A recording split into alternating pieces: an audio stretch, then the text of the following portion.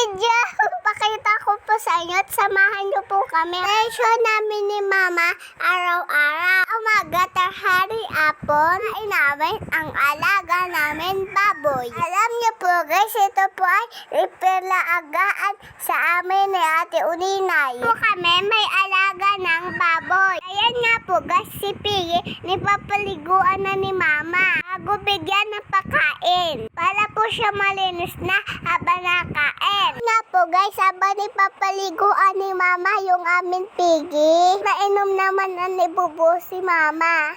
Halata po guys, siya po ay uhaw na. Kailangan na po niya uminom. Yan na nga po dyan ni Mama yung kanyang painom. So naman po guys, hindi pa po siya marunong. Kaya naman po guys, nituturuan po ni Mama uminom dyan. Yan na nga po guys,